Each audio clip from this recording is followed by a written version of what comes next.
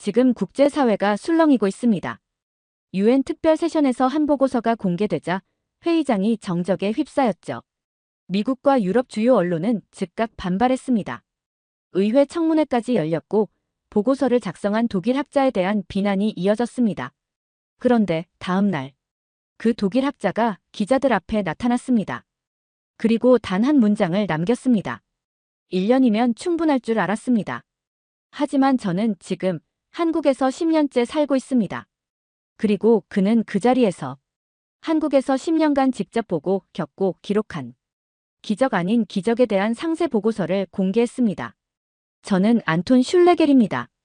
독일 본에서 도시사회학을 전공했고 동북아의 군사적 긴장과 시민 일상을 주제로 연구를 이어가던 사람이죠. 2015년 봄, 저는 한국이라는 나라에 처음 도착했습니다. 딱 1년만. 정확히 말하면 분단국가의 수도 서울에서 시민들은 얼마나 불안 속에 사는가? 라는 질문에 답을 찾기 위한 현장 조사였어요. 사실 출국 전 독일 연구자 모임에서 이런 농담을 들었어요. 안톤, 서울은 내가 생각하는 그런 위험지대가 아니야. 거긴 마트에서 탱크 파는 것도 아니고 전쟁 나면 TV 뉴스에 자막만 뜰 뿐이라니까. 당시에는 그 말이 유머인 줄만 알았죠. 인천공항에 도착한 첫날 밤, 저는 지하철을 탔습니다. 평일 저녁. 독일 같으면 도심이 조용할 시간인데 서울은 전혀 달랐어요. 직장인들은 분주하게 움직였고 여성들은 혼자 지하철을 타고 있었죠. 그 누구도 전쟁을 걱정하는 기색이 없었어요. 다음 날 저는 강원도 철원으로 향했습니다.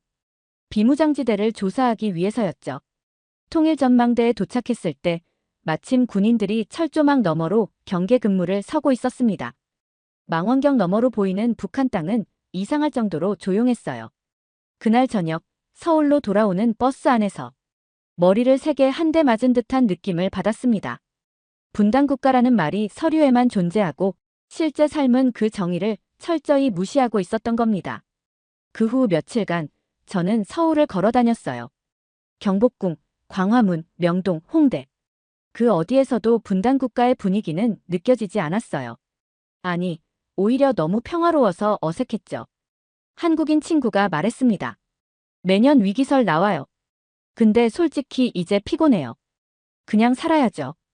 이들은 살아내는 법을 이미 오래전에 체화한 사람들이었어요. 전 세계 분쟁 지역 중 이런 도시는 없습니다. 아프가니스탄도, 이스라엘도, 우크라이나도 전쟁은 곧 일상을 붕괴시킵니다. 하지만 이 나라는 휴전 상태라는 현실 위에 완벽한 문명을 세운 유일한 예외였어요.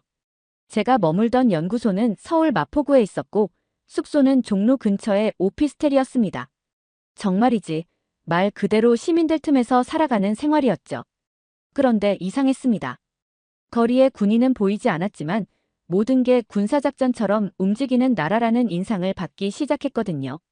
서울 시내 어디를 가든 1분 단위로 정돈된 지하철 시간표. 전광판 하나로 수백만이 동시에 정보를 확인하고 움직이는 광화문. 심지어 우체국이나 주민센터조차 정밀하게 대응하고 있었어요. 저는 도시의 군사화 개념에 익숙한 사람입니다. 독일에서 나토 시뮬레이션 작업에 참여한 적도 있었고 도시 위기관리 체계에 대한 논문도 쓴 적이 있어요. 그런데 한국은 군사화된 도시가 아니라 군사적 사고방식이 시민 DNA에 흡수된 사회 같았습니다. 그 의문은 어느 날 지하철 전광판에 뜬 문장에서 시작됐습니다. 오늘 오후 2시 서울 전역 민방위 훈련 실시. 차량 통제 및 대피 안내방송 예정. 그날 오후 2시 정각 하늘에서 사이렌이 울리기 시작했고 TV, 스마트폰, 공공 스피커, 심지어 카페 스피커까지 일제히 대피 안내방송을 쏟아내기 시작했습니다. 놀란 건 저만이었어요. 다른 시민들은 아무렇지도 않게 움직였어요. 어떤 사람은 자동차를 도로 옆에 세우고 어떤 사람은 지하상가로 들어가 대기했죠. 1분도 안 되어 대도시 전체가 전시 모드로 전환됐습니다. 그리고 그날 밤 또 하나의 사실을 알게 됐습니다. 군 복무를 마친 대부분의 남성들이 제대한 이후에도 매년 예비군 훈련을 받는다고 하더군요. 게다가 그게 끝나면 민방위 훈련으로 이어지고요. 그 얘기를 처음 들었을 땐 믿기 어려웠습니다. 유럽에선 병역의 의무는 법적 의무이지 사회적 일상은 아니거든요. 게다가 놀라운 건 이걸 억지로 시킨다기보다는 문화적으로 수용하고 있다는 점이었어요. 서양에선 군사라는 말은 대체로 억압이나 반감과 연결됩니다. 그런데 한국은 국방이 시민 일상과 융합되어 있는 나라더군요. 저는 독일에서 군사도시 계획 관련 논문을 쓴 적이 있습니다. 전쟁과 불안이 지배하는 도시들, 예루살렘, 카불, 베오그라드. 하지만 서울은 전혀 달랐어요. 전쟁 국가인데도 마치 정밀한 시계처럼 움직이는 사회. 이건 제 학문적 직관으로도 설명이 안 됐습니다.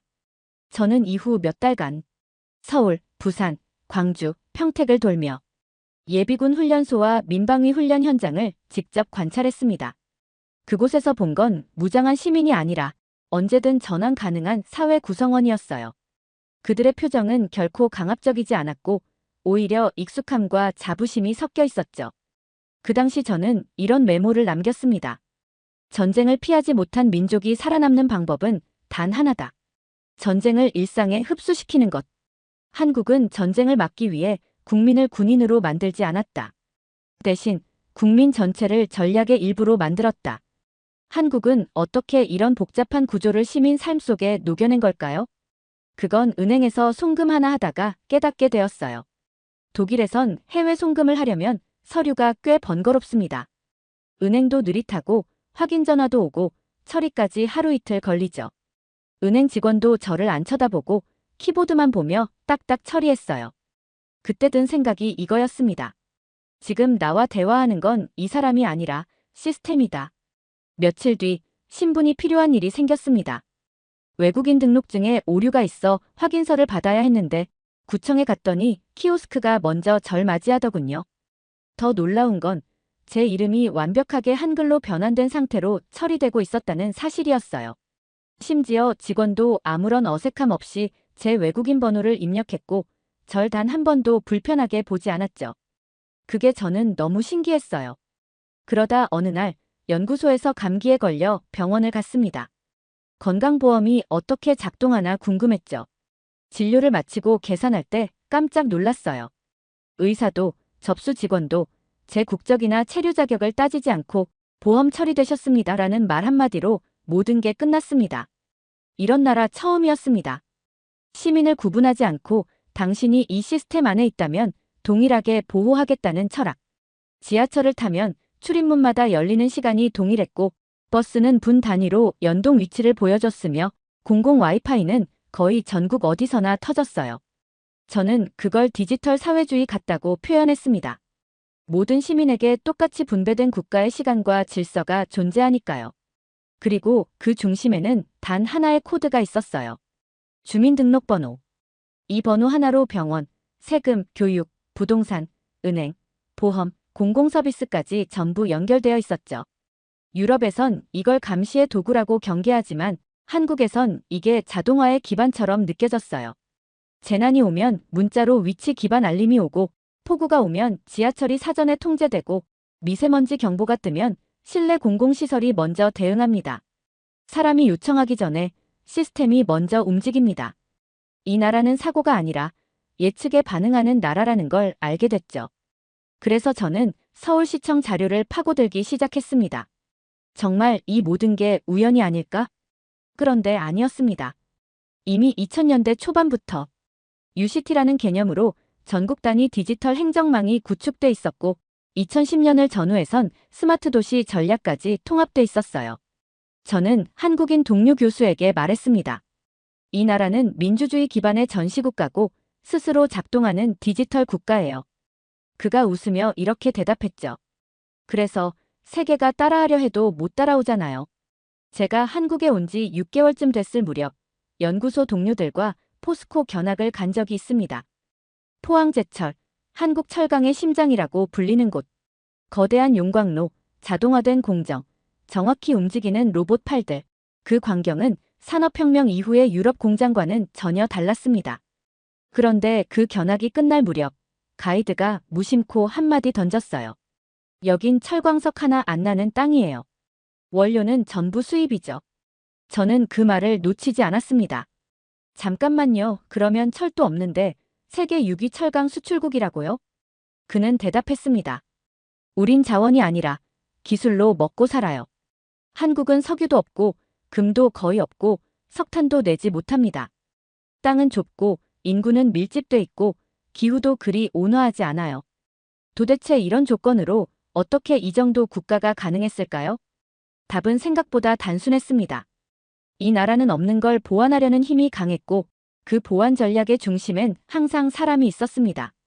삼성, 현대, LG 같은 기업들을 조사하면서 저는 한 가지 공통점을 발견했습니다. 한국인들은 문제를 기술로 해결하는데 주저함이 없다는 것. 일본처럼 전통에 기대지도 않았고 유럽처럼 합의에 집착하지도 않았어요. 오히려 안 되면 만들어라, 없으면 개발해라라는 논리가 조직 전체를 이끌고 있었습니다. 실제로 반도체 산업만 봐도 그랬습니다. 1980년대 초 일본과 미국이 시장을 장악하고 있을 때 한국은 반도체 기술도 특허도 없었습니다. 하지만 몇몇 과학자와 기술자들이 국가적 차원의 총동원 체제로 개발에 뛰어들었고 지금은 세계 메모리 시장의 70% 이상을 한국이 차지하고 있죠. 조선업도 마찬가지였습니다. 조선이 발전할 이유도 할 수 있는 배경도 없던 나라가 지금은 전 세계 LNG 운반선의 80% 이상을 한국이 만든다는 말을 들었을 때 저는 한참 동안 아무 말도 할 수 없었습니다. 그리고 어느 날 한국의 에너지 구조를 분석하다가 재생에너지보다는 효율을 먼저 설계한다는 점을 발견했어요. 대형 도시들의 지하 배전망, 공공건물의 에너지 자동 조절 시스템, 버스의 정류장 간 거리와 승하차 시간조차 최적화되어 있더군요. 있는 자원을 쓰는 대신 없는 자원은 사람의 지식으로 만드는 구조. 정확히 말하면 부족한 걸 기술과 시민의식으로 뒤집은 나라였죠. 그렇다고 모든 게 순조로웠던 건 아니었어요.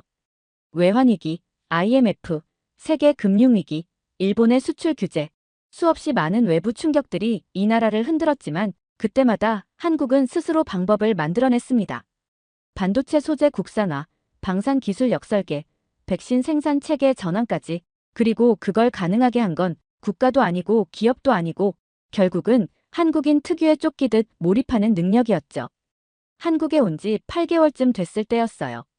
연구소에 방산청 출신 자문위원 한 분이 외부 강연을 오셨습니다.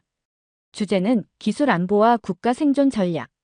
그날 강연의 핵심은 이거였습니다. 한국은 평시에 민간 기술을 군사적 수준으로 끌어올리고 전시의 군사 기술을 민간 속에 녹여내는 양방향 전환 사회라는 거예요. 유럽은 보통 군과 민이 뚜렷이 나뉘어 있고 기술도 이중 용도에 대해서는 엄격한 규제가 따릅니다. 그런데 한국은 오히려 그 두 세계를 적극적으로 융합하고 있었어요. 가장 인상 깊었던 사례는 군용 드론 기술이 농업용 드론으로 재설계되었다는 이야기였습니다. 초기엔 군 감시용으로 개발한 드론에 센서만 바꿔서 농약 살포와 산불 감시, 구조 탐지까지 적용했다고 하더군요. 저는 드론 전문 업체가 있는 전라북도 혁신도시로 직접 내려갔습니다. 그곳에서 만난 청년 기술자는 이렇게 말했습니다. 한국에선 방산이라는 말이 무겁지 않아요. 기술은 다 연결돼 있거든요.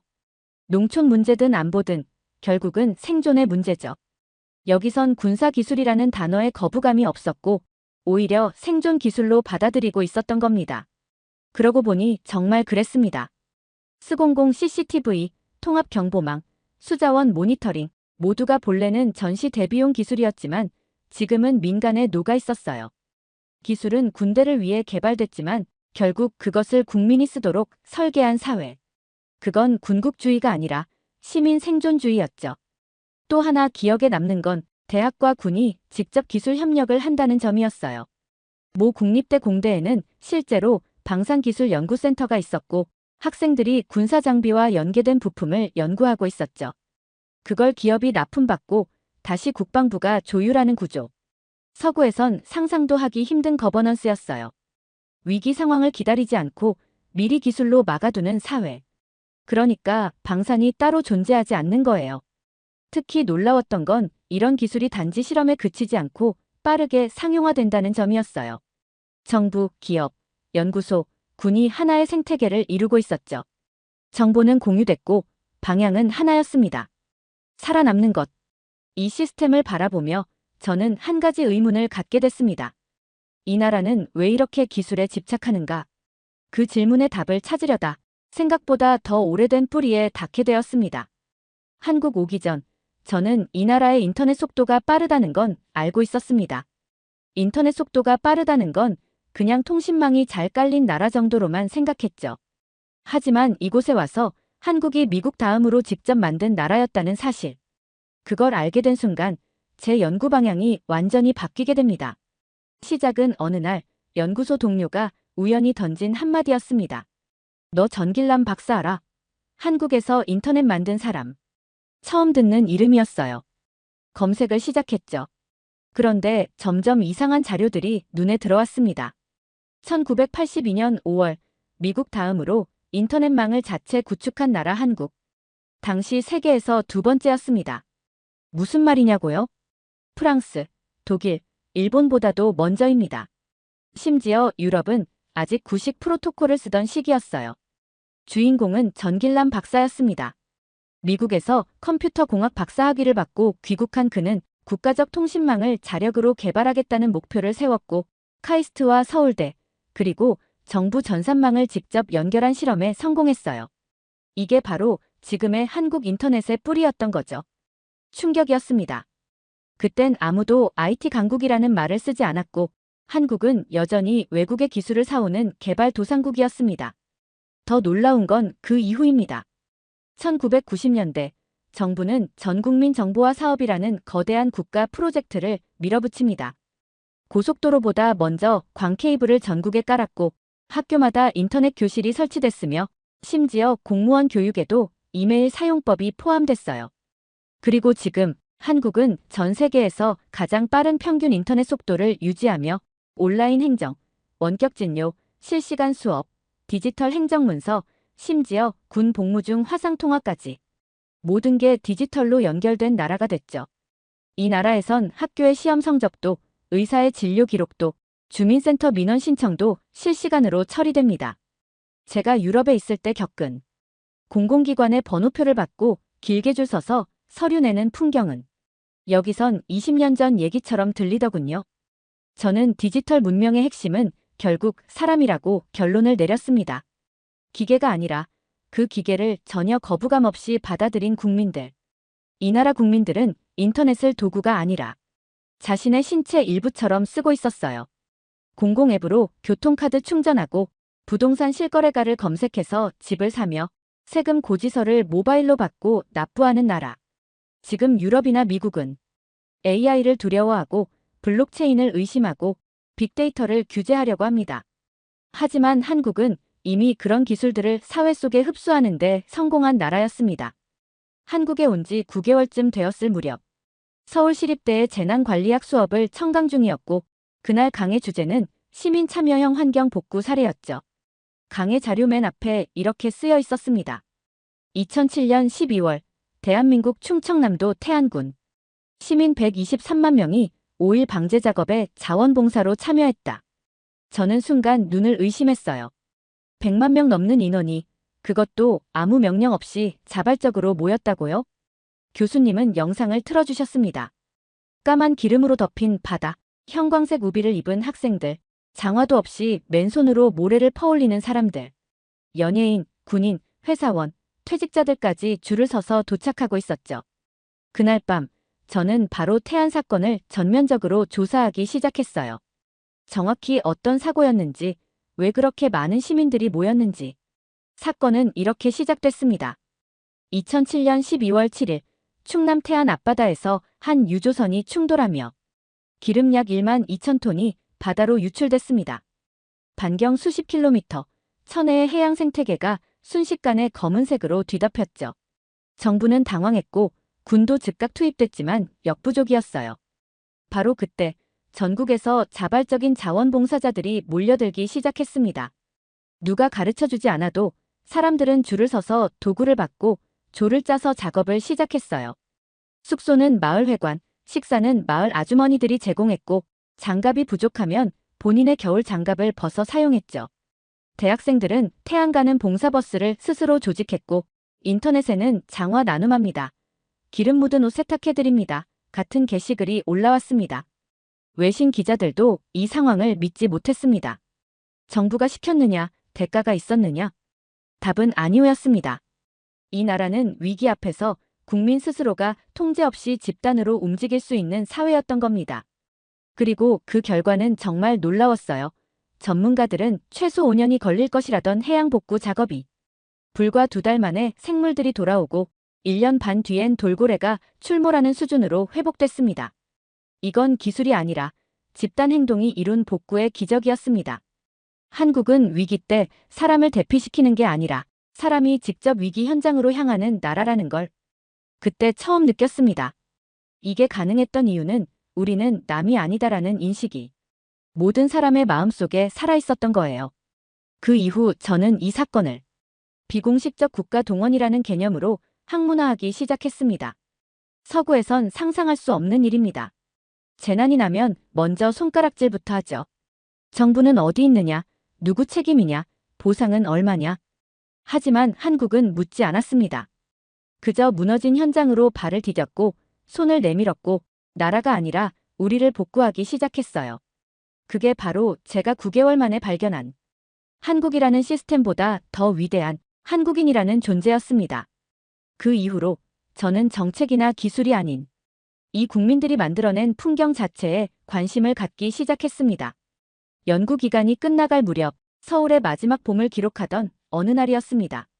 저는 북악 스카이웨이 근처 전망대에서 서울 외곽을 둘러싸고 있는 산맥들을 내려다보고 있었어요.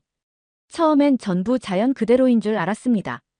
잎은 풍성했고 능선은 부드러웠고 흙은 붉고 촉촉했고 어디서 봐도 원시림처럼 느껴졌죠. 그런데 옆에 있던 한국인 동료가 말하더군요. 사실 저기 다 사람이 심은 나무예요. 저는 웃었습니다. 설마요. 저게 다 인공림이라고요? 이렇게 울창한데. 그때 그는 말없이 노트북으로 1950년대 한국의 산을 찍은 흑백 사진을 하나 보여줬습니다. 민둥산, 바위투성이, 나무 한 그루 없는 벌거숭이 땅. 사진을 보면서도 도무지 믿을 수가 없었어요. 이 땅이 단 50년 전까지만 해도 풀 한 폭이 자라지 않던 벌거벗은 땅이었다는 사실을요. 그 후 저는 충청북도 제천으로 향했습니다. 국립산림과학원이 주관하는 복구 산림지 조사를 참관하게 됐거든요. 산림청 관계자는 저에게 이렇게 말했어요. 한국은 세계에서 유일하게 산림 복구에 성공한 나라입니다. 그 말은 사실이었어요. FAO, UN 식량농업기구, 세계은행 보고서 모두 한국의 산림 녹화는 유일한 성공 사례로 기록돼 있었습니다. 그게 어떻게 가능했을까요? 정답은 하나였습니다. 정책이 아니라 사람들이 손으로 직접 심었기 때문이었습니다. 1970년대 새마을 운동과 함께 시작된 전국 식목일 캠페인.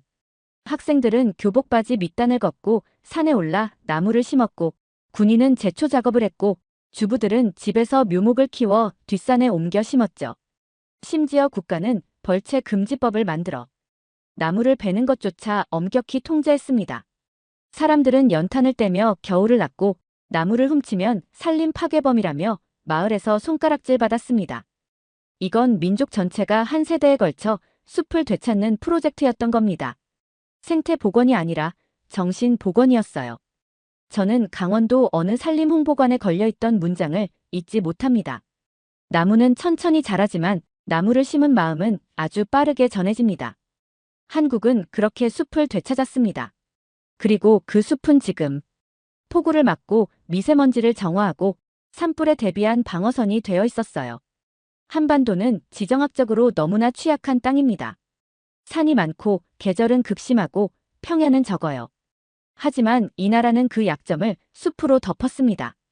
저는 그 산들을 내려다보며 생각했습니다. 이 나라는 단지 다시 일어난 것이 아니라 스스로 다시 태어난 나라구나. 연구를 마치고 돌아갈 시점이 다가왔지만 그때 저는 하나의 결심을 하게 됐습니다. 조금만 더 이 나라를 깊이 들여다보고 싶다. 그 결심의 계기는 아주 짧은 문장 하나였습니다. 한 국제포럼 자료집에 적혀있던 이 문장 말이죠. 대한민국은 세계에서 유일하게 원조를 받던 나라에서 원조를 주는 나라로 전환한 국가입니다. 당시 저는 충격에 가까운 감정을 느꼈습니다. 한국은 1950년대에 유엔을 통해 식량 원조를 받았던 나라였고 1960년대엔 미국, 독일, 일본으로부터 기술과 자금을 지원받아 겨우겨우 먹고 살 수 있었던 수혜국이었어요. 그랬던 나라가 이제 전 세계 70여 개국에 원조를 제공하는 입장이 되었다는 것. 저는 이게 경제력보다 더 놀라웠습니다. 저는 코이카의 연수 프로그램을 신청했고 한국에서 초청된 개발도상국 공무원들과 함께 강원도 연수를 참관하게 되었어요. 거기서 만난 한 아프리카 출신 공무원이 이렇게 말했습니다. 한국은 위에서 말만 하지 않아요. 자기들이 걸어온 길을 그대로 우리에게 내려줍니다. 그 말이 제 마음을 깊이 건드렸습니다. 한국은 원조를 단순한 자금이 아니라 자신의 경험을 압축해 내보내는 형태로 전달하고 있었어요. 그게 왜 놀라운지 아시겠어요? 대부분의 선진국들은 지금은 선진국이지만 태생부터 그렇던 나라입니다. 도와주는 입장이 되기까지 고통의 경험이 없는 경우가 많아요. 하지만 한국은 가난의 뼈아픈 기억을 통째로 지니고 그 기억을 되갚는 방식으로 원조를 설계한 나라였어요. 코이카 직원들과의 대화에서 알게 된 건 더 놀라웠습니다. 한국은 단순한 인프라 수출이 아니라 현지 주민과 함께 논다, 함께 배운다는 철학으로 직접 현지에 뛰어든다는 것이었습니다. 심지어 은퇴한 기술자들이 아프리카나 동남아우지에서 전기 설비를 함께 고치고 농업 퇴직 공무원들이 모판에 손을 대며 논을 일구는 일까지 하고 있었죠. 저는 자료를 뒤지다 1947년 미국이 보낸 밀가루 자루에 이것이 너희의 미래를 지켜주길 바란다라는 문구가 영어와 한글로 적혀 있다는 사진을 보게 됐습니다. 그리고 그 아래 코이카가 아프가니스탄에 보낸 구호 상자에는 이렇게 적혀 있었습니다. 우리가 받은 희망을 이제 우리가 나눕니다. 그날 이후로 저는 한국이 국제사회에서 보여주는 도덕적 리더십만큼이나 국가 내부 시스템이 어떻게 움직이고 있는지에도 관심을 갖기 시작했습니다. 한국에서 처음 지하철 공사 현장을 본 건 서울 동북부의 한 전철 연장 구간에서였습니다. 연구소 프로젝트 일환으로 도시 기반 인프라 시공 기간과 위험 요소 분석을 하던 중이었죠. 그런데 현장을 둘러보다가 한 엔지니어가 무심히 던진 한마디가 가슴을 때렸어요. 여긴 하루 지연되면 예산이 아니라 정치가 흔들려요. 처음엔 무슨 말인지 이해 못했습니다. 그런데 그 말이 점점 실감나기 시작했죠. 한국은 공공 인프라를 계획대로 제 시간에 완공하는 걸 기술력이 아니라 국가 신뢰의 문제로 여기고 있었어요. 페낭 제2대교, 말레이시아의 13.5km 해상 교량 건설 프로젝트. 길이로 보면 아시아 최상위급, 시공 난이도도 매우 높았던 프로젝트였어요. 그런데 이 어마어마한 교량을 한국 건설사는 단 3년 만에 끝냈습니다. 부품을 한국에서 모듈 형태로 조립하고 그걸 바다를 통해 현장으로 옮겨가서 정밀하게 조립하듯 이어붙이는 방식이었죠. 그리고 바로 그 전략이 전 세계를 놀라게 만든 한국만의 방식이었죠. 그날 이후 저는 한국의 인프라 현장을 따라다니며 한국 건설 문화라는 걸 연구하게 되었어요. 지하철, 터널, 고속도로, 학교, 병원, 통신망, 수변시설. 모든 현장에서 공통된 특징이 있었습니다. 예정보다 빠르게, 오차 없이 정확하게.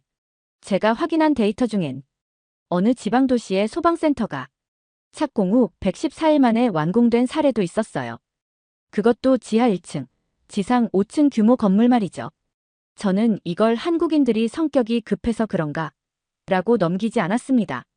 그 속엔 국가적 위기 경험이 뿌리처럼 자리 잡고 있었어요. IMF, 전쟁, 압축 성장, 도시화. 한국은 느린 것은 죽음이라는 집단 기억을 갖고 있었고 그게 산업 전반의 속도와 정밀도에 스며들어 있었던 겁니다. 저는 어느 도심 복합터미널 준공식에서 이런 현수막을 본 적이 있습니다. 약속된 시간, 정확한 결과. 대한민국 건설은 신뢰입니다. 그 신뢰가 쌓여 오늘날 한국은 해외 수주 시장에서 늦지 않는 나라, 빨라도 무너지지 않는 나라로 불리고 있게 되었죠. 그 신뢰는 도로와 빌딩에서 멈추지 않았습니다. 그것은 곧 사람의 질서로, 사회의 문화로, 그리고 궁극적으로는 기업과 언어에까지 이어지고 있었죠. 그 사실을 실감하게 된 건 한국에 온 지 3년째 되던 해 서울 세종문화회관에서 열린 문자학 학술대회에 참석하면서였습니다. 처음에는 그저 특이한 문자라고 생각했습니다. 작고 단정한 글자들이 반복되면서도 형태가 묘하게 정돈되어 있었죠. 하지만 이 문자가 단순한 표기 체계가 아니라 민족의 생존을 지켜낸 도구였다는 사실을 알게 된 순간 저는 또 한 번 한국이라는 나라의 깊이를 실감하게 되었습니다. 이 문자는 왕이 만들고 백성이 지켰습니다. 한글은 1443년 세종대왕에 의해 창제된 독자적 문자입니다. 당시 조선은 중국 문화권의 중심에서 한자만을 표준 문자로 사용하고 있었어요. 그런데 세종은 소리와 발성을 바탕으로 백성이 쉽게 익힐 수 있는 글자를 만들기로 결심합니다. 문자가 지배계층의 전유물이던 시대에 글자를 평민에게 나눠준다는 건 곧 권력을 재배분하겠다는 선언이었어요. 양반 사대부들은 격렬하게 저항했고 수백 년 동안 공식 문서에서 배제됐습니다. 그런데도 이 문자가 살아남았습니다.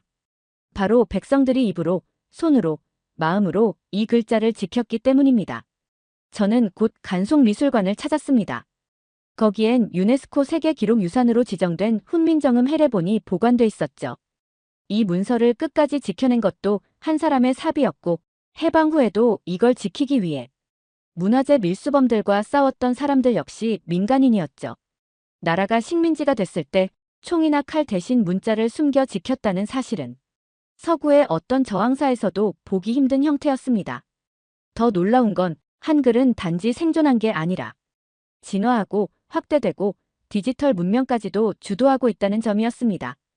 한국의 키보드는 독자적인 입력 방식으로 세계에서 가장 빠른 타이핑 속도를 기록했고 최근 AI 음성인식 훈련용 데이터에서도 한글이 가장 정형적이고 패턴화된 언어 중 하나로 분석되고 있죠. 넷플릭스 자막, 유튜브 자막, 디벨 번역 시스템에도 이제 한글은 번역 대상이 아니라 기준 언어로 들어가고 있었어요. 유럽에선 종교가, 중동에선 부족 혈통이 정체성이었다면 한국은 문자가 곧 민족의 정체성이었습니다. 그래서 저는 지금도 말합니다. 한국은 한글 덕분에 살아남은 게 아니라 한글을 지킨 덕분에 지금의 한국이 가능해진 것이라고. 처음엔 단 1년만 있을 생각이었습니다. 분단국가의 도시구조를 연구하고 시민 불안 심리를 관찰하고 논문 하나 정도 발표하고 돌아가려 했죠. 그런데 1년이 지나고 저는 귀국 날짜를 지웠습니다. 그리고 2년, 3년 그렇게 어느덧 10년이 지났습니다. 돌이켜보면 제가 한국에 머물게 된 결정적 이유는 이 나라가 너무 특별해서가 아니었습니다. 오히려 이 나라가 너무 살아있었기 때문이었어요. 그 살아있음이란 활기나 성장세를 말하는 게 아닙니다. 끊임없이 버티고 적응하고 끝내 반격하는 생존의 흐름. 전쟁은 멈추지 않았고 경제 위기도 사라지지 않았으며 재난과 외압은 반복됐습니다. 그런데 한국은 매번 흔들리되 무너지지 않았고 매번 상처 입되 포기하지 않았습니다. 이건 문화도 아니고 정책도 아니고 그저 국민이라는 존재의 집단적 의지였습니다. 저는 처음에 이 나라가 전쟁 중인데도 너무 평화로워 이상하다고 느꼈었죠. 하지만 그건 평화가 아니라 위기를 통제하는 고요함이었습니다. 국민은 전시처럼 움직였고 행정은 군사작전처럼 작동했고 도시는 생존 본능처럼 계획되어 있었죠. 그리고 그 위에 있는 건 늘 사람이었습니다. 태안의 맨손들, 산속 묘목들, 기름 묻은 장갑들, 코로나 초기에 마스크를 나누던 약국 앞줄, 금모으기 운동에 반지를 던졌던 손들, 그리고 매일 출근하듯 훈련장에 가는 예비군까지. 어떤 나라는 자원을 기반으로 일어서고 어떤 나라는 제국의 덕으로 살아갑니다. 그런데 한국은 기억을 기반으로 움직이는 나라입니다. 한 번 받은 은혜는 반드시 갚고 한 번 당한 일은 절대 잊지 않고 한 번 실패하면 다시는 같은 자리에 무릎 꿇지 않는 사람들. 이젠 제가 이 나라에게 연구당했다는 생각이 들어요. 제 전공은 도시사회학이지만 한국을 통해 배운 건 그보다 훨씬 더 깊은 겁니다. 정신, 체력, 끈기, 대응, 회복, 그리고 기억. 이 나라엔 전쟁을 하지 않아도 전쟁을 이기는 시스템이 있고 선진국이 되어서도 피지배국의 기억을 잊지 않는 국민이 있습니다. 많은 사람들이 제게 묻습니다. 왜 그렇게 오래 한국에 있어요? 다른 나라보다 좋은 게 뭐죠? 그때마다 저는 하나씩 보여줍니다. 도시 구조, 지하철 앱, 인터넷 속도, 전자정부, 산림복구, 문자 체계, 그리고 태안 바닷가를 걷는 자원봉사자들 사진까지요. 그리고 이렇게 말하죠. 이 나라는 기적을 만들 줄 아는 나라입니다. 그리고 아직도 그 능력을 멈추지 않고 있습니다. 두 번째 사연 시작합니다. 지금은 전 세계가 한국만 바라보고 있습니다. 유럽에서 30년 넘게 조선과 해운을 연구해온 전략가가 울산 조선소 앞에서 고개를 숙이고 있습니다. LPG도, 에탄도, LNG도 세계의 가장 비싼 선박들 모두가 한국산으로 채워지고 있다는 사실 알고 계셨습니까? 그는 말합니다. 처음엔 말도 안 되는 소리라고 생각했습니다. 하지만 직접 눈으로 보고 나니 그건 기술이 아니었습니다. 정신이었고 생존이었고 국가의 품격이었습니다. 대체 무슨 사연이지? 오늘 사연 바로 시작하겠습니다. 저는 앤드류 머독입니다. 영국 런던 태생으로 조선해양기술연합에서 35년째 일하고 있는 베테랑이죠. 55의 나이에 이르기까지 북극의 차가운 바람 속에서 노르웨이 선박을 점검하고 아랍의 뜨거운 태양 아래서 초대형 유조선을 살펴봤어요. 수백 개의 조선소를 발로 뛰며 다녔고 각국의 전략을 분석해온 인생이었죠. 중국은 압도적인 물량으로 시장을 집어삼키려 하고 일본은 섬세한 정밀함으로 승부를 걸어요. 유럽은 글쎄요. 자존심이라는 흔들리는 배를 타고 어떻게든 버티고 있었죠. 그런데 한국이요? 전 그 나라를 좋은 하청 공장 정도로만 여겼어요. 일본의 설계를 바다값싸게 만드는 곳 정도로요. 2024년 가을, 내 인생에서 가장 큰 오판이 시작되던 때였죠. 미국 무역대표부가 발표한 중국 조선업 제재 소식이 전 세계 해운업계를 뒤흔들었어요. 세계 물동량의 40%를 차지하는 미국이 중국을 완전히 배제하겠다는 선언이었죠. 특히 에탄과 LPG 운반선은 무조건 다른 나라로 넘어가게 된다는 의미였습니다. 사무실로 급하게 돌아온 나에게 동료들이 물었어요. 앤드류, 이제 누가 이 배들을 만들게 될까? 일본은 기술은 있지만 에탄 운반선 건조 이력이 전무했어요. 그럼 남는 건 한국. 코웃음을 쳤죠. 그 작은 나라가 대체 무슨 수로 이걸 감당한다는 거요? 에탄 선박은 장난이 아니라고요. 그런데 바로 그날 밤 미국 의회에 제출된 내부 보고서를 접했을 때 손이 얼어붙었어요. 한국만이 가능하다. 한국이 아니면 대안이 없다. 이건 분석이 아니었어요. 경고였죠. 아니, 선언이었어요. 다음 날 아침 상사에게 전화를 걸었습니다. 2주간 휴가를 내겠습니다. 무슨 일이죠, 앤드류? 직접 확인해봐야 할 게 있습니다. 울산과 거제로 갑니다. 인천공항에 도착했을 때는 이미 밤이었어요. 한국행 비행기 안에서 조선해양연합의 선임위원들에게 짧은 메시지를 보냈죠. 확인 후 복귀하겠습니다. 다만 이 나라를 가볍게 봤던 건 큰 실수였을지도 모르겠군요. 도착 첫날 맞이해준 현대중공업의 젊은 선박 설계 엔지니어와 점심을 먹었어요. 30 초반으로 보이는 그는 놀랍도록 완벽한 영어를 구사했고 유럽 최고 공대 출신이었죠. 내가 아는 모든 기술적 질문에 그는 물 흐르듯 대답했어요. 대화 말미에 물었습니다. 솔직히 말해보세요. 한국이 정말 이 거대한 에탄 운반선 프로젝트를 감당할 수 있을까요? 그는 조용히 그러나 눈빛만은 단호하게 말했죠. 우리는 이미 준비됐습니다.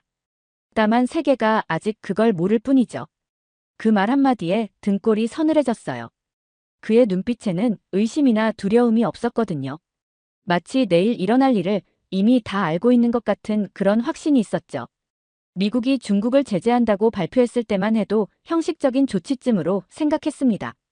외교의 세계에선 항상 그랬거든요. 강한 경고는 해도 실제 행동은 느리게, 그리고 약하게 따라오는 게 통상적이었죠. 하지만 이번엔 달랐어요. 미국은 정말로 전례 없이 단호하게 중국 조선업을 향해 칼을 빼들었습니다. 무역대표부 문서엔 중국 조선소에서 건조된 선박에 30% 추가 수수료 부과라는 폭탄 선언이 담겨 있었죠. 산업계 전체가 흔들렸어요. 글로벌 선주들은 당장 중국에 발주한 선박들의 취소 가능성을 검토하기 시작했고 새 발주는 얼어붙었죠. 호텔 방에 들어와 밤새 해운 물동량 흐름을 분석했어요. 결과는 충격적이었습니다. 글로벌 에탄 운반선 중 99.9%가 미국 수출을 위한 것이었고 LPG 운반선 역시 2028년까지 미국이 전체 수출량의 절반 이상을 차지할 거란 예측이 나왔어요. 이건 시장의 지각 변동이었죠. 문제는 그 뒤였어요. 중국이 빠진 자리를 누가 채우느냐. 밤새 분석한 보고서를 들고 아침에 일어나 창밖을 바라봤어요. 울산의 바다가 푸르게 빛나고 있었죠. 멀리 조선소의 거대한 크레인들이 아침 해를 받아 반짝였습니다. 일본은 머릿속에서 답이 들려왔어요. 기술력은 있지만 놀랍게도 에탄 운반선은 단 한 척도 건조한 이력이 없었죠. 게다가 인도 역량이 낮아 연간 4척 이상을 소화하기 어려운 구조였고요. 유럽은 기술은 있어도 가격과 납기 경쟁에서는 이미 10년 전에 백기를 들었어요. 그래서 모두가 고개를 돌린 거예요. 그동안 묵묵히 기술을 갈고 닦아온 한 나라, 한국으로. 바로 그날 오후 HD 현대중공업이 대형 수주를 따냈다는 뉴스가 전 세계를 강타했어요. 아시아 선사로부터 4,588억 원 규모의 에탄 운반선 2척 수주. 이건 단순한 수주가 아니었어요. 신호탄이었죠. 한국이 선택됐다는 메시지가 세계 시장을 강타한 사건이었어요. 그 순간부터 모든 게 변했어요. 각국 선주들은 한국 조선소에 문의를 쏟아붓기 시작했고 일본 언론조차 한국만이 대안이라는 표현을 쓰기 시작했죠. 다음 날 현대중공업으로 향했어요. 호기심과 의구심을 안고서요. 현장에 도착하자마자 건조 중인 선박들을 둘러봤습니다. 그 중에 가장 눈에 띈 건 아직 도색도 안 된 채 철골로만 구성된 초대형 선체였어요. 마치 바다의 공룡 뼈대 같았죠. 옆에 있던 엔지니어에게 물었습니다. 이건 어떤 선박입니까? 그는 담담하게 말했어요. 내년 미국에 인도될 에탄 운반선입니다. 9만 톤급이죠. 그 말을 듣고 한참을 멍하니 서 있었어요. 주변의 소음도 들리지 않았죠. 그제서야 충격적인 사실을 깨달았어요. 일본은 아직 설계 단계에서 헤매고 있는데 한국은 이미 용접을 끝내고 있었어요. 내가 알던 세계의 질서가 무너지는 순간이었죠. 현대중공업의 한 간부는 이렇게 말했어요. 우린 당장의 수주보다 시장이 언제 재편될지를 먼저 봤어요. 그 한마디에 머리가 띵했죠. 세계가 단기 실적에 목맬 때 한국은 위기가 올 타이밍까지 미리 설계하고 있었던 겁니다. 그날 저녁 울산항 근처의 작은 해산물 식당에서 한 베테랑 용접공과 마주 앉게 됐어요. 그는 30년 넘게 조선소에 있었고 이젠 아들과 손자까지 같은 회사에서 일하고 있었죠. 3대가 한 배를 만드는 나라 처음 봤어요. 술잔을 부딪히며 그가 한 말이 아직도 귀에 생생합니다. 우린 배를 만드는 게 아닙니다. 우린 이 나라의 시간을 용접하고 있어요. 호텔로 돌아온 후 일본 외무성 출신의 동료에게 메일을 보냈어요. 지금이라도 솔직히 말해줘. 일본은 왜 에탄 운반선을 한 척도 못 만들었지? 그의 답변은 단 한 줄이었습니다. 우린 시장을 믿었고 한국은 리스크를 준비했어. 그제서야 모든 퍼즐이 맞춰졌어요. 한국은 위기 이후 움직인 나라가 아니었습니다. 위기 이전부터 움직일 준비가 끝난 나라였어요. 다음 날 현대중공업의 가스선 전용 공장을 방문했어요. 문을 열고 들어서자마자 눈앞의 광경에 할 말을 잃었죠. 마치 SF 영화 속에 들어온 것 같았어요. 거대한 LPG 탱크가 앞에 있었는데 그 완성도는 그야말로 예술이었습니다. 3층 높이는 되는 원통형 구조물이 마치 우주선 같은 광택을 뿜고 있었죠. 용접선이 눈에 안 보여요. 어떻게 이게 가능하죠? 저는 깜짝 놀라 탱크 앞에서 말문이 막혔어요. 그 누구도 이음매를 숨긴 게 아니라 아예 자국 자체가 존재하지 않았거든요. 마치 통째로 압축된 하나의 금속처럼 보였어요. 한국 조선소가 만든 LPG 탱크는 기술력이 아니라 예술품에 가까웠죠. 이 탱크, 어디서 제작한 겁니까? 제가 묻자 현장 관계자가 말했어요. 세진중공업입니다. 저희 협력사죠. 그 순간 다시 충격이 왔어요. 세진중공업? 처음 듣는 이름이었거든요. 유럽엔 전혀 알려지지 않은 기업이었죠. 곧바로 노트북을 열고 이 회사에 대해 검색했어요. 자료를 뒤져보니 이 회사는 올해 20척, 2027년까지 연 30척의 LPG 탱크 제작 능력을 확보한 괴물 기업이었어요. 참고로 유럽 최고 조선 기자재사도 연간 6척 생산이 한계입니다. 게임이 안 되는 수준이었죠. 다음 날 직접 세진중공업으로 발걸음을 옮겼습니다. 현장에 들어서자마자 몸이 스스로 반응했어요. 이건 공장이 아니네요. 국가 전략기지 같아요.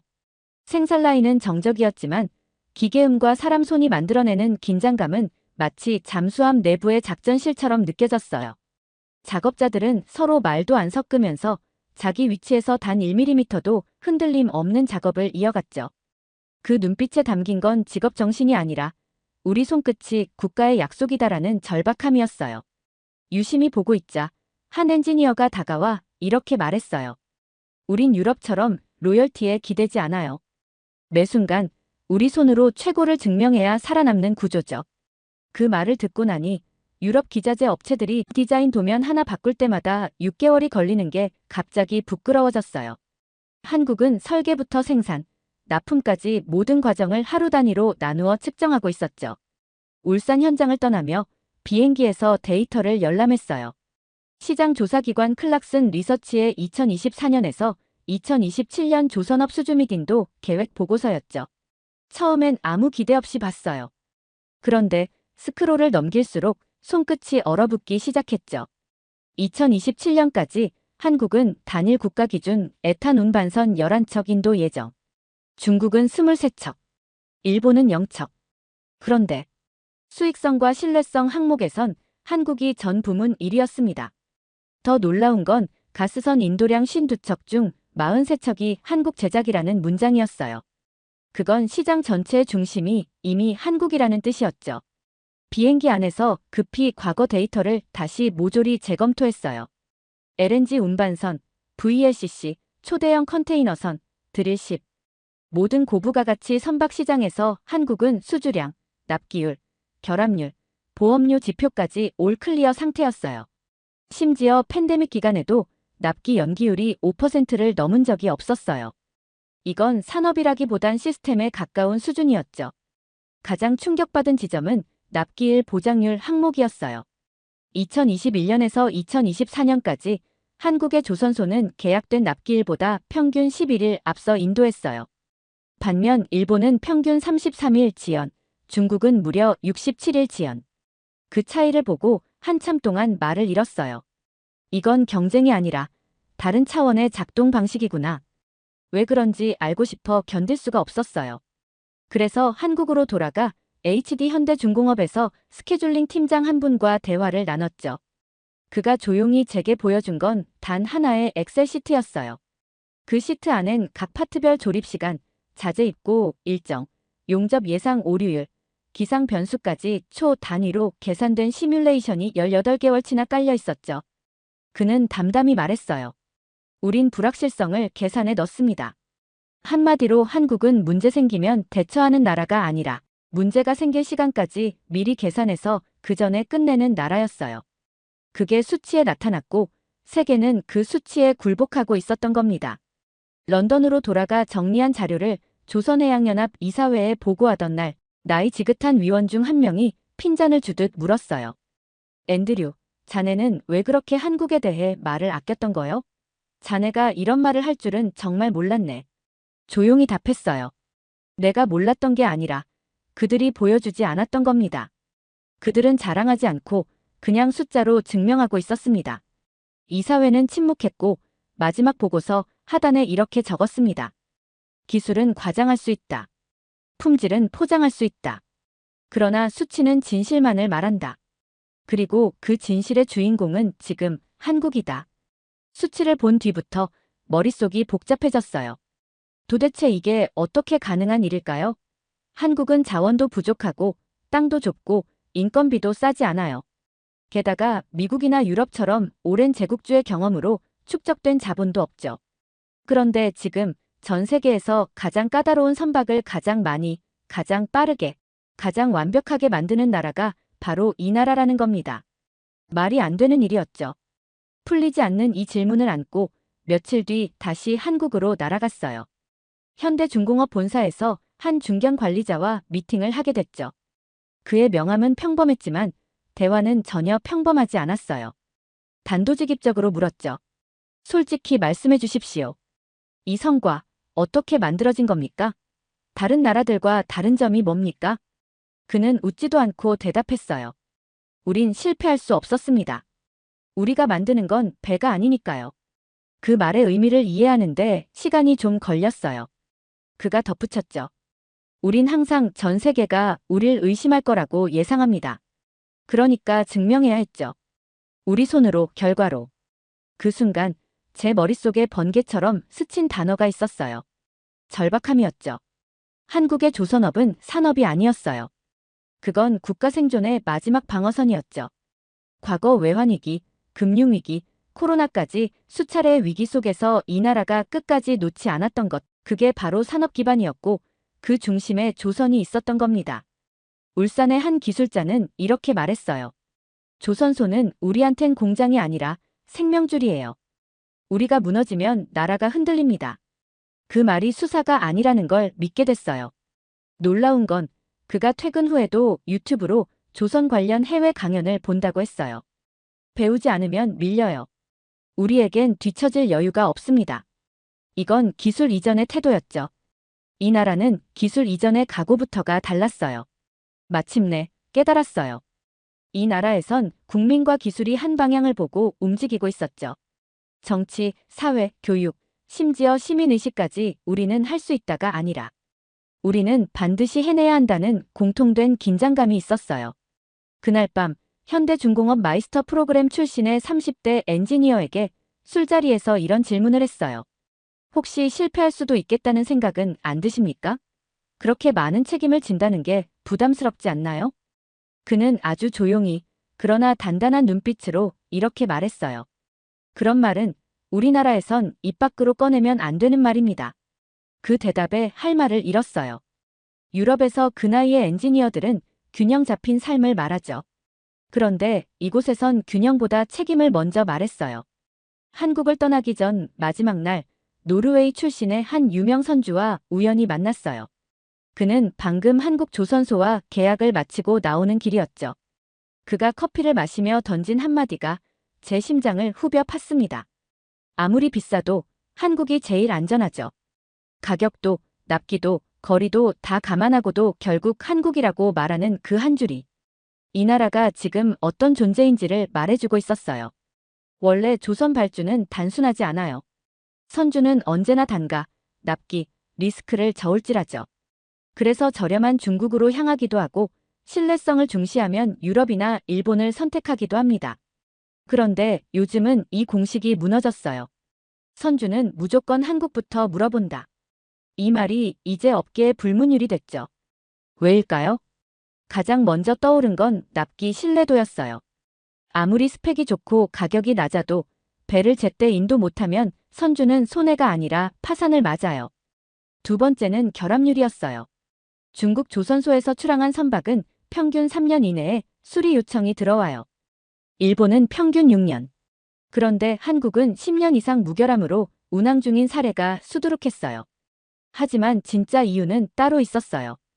그건 바로 위기 상황에서의 대처 능력이었죠. 이 점을 깨닫게 된 건 싱가포르 출신의 한 선주와의 대화 때문이었어요. 그는 이렇게 말했죠. 배는 문제가 생길 수 있어요. 그런데 한국은 문제가 생기면 숨지 않고 연락을 먼저 줍니다. 그 말이 너무도 인상 깊었어요. 한국은 완벽해서 선택되는 게 아니라 문제를 감추지 않기 때문에 선택되는 나라였습니다.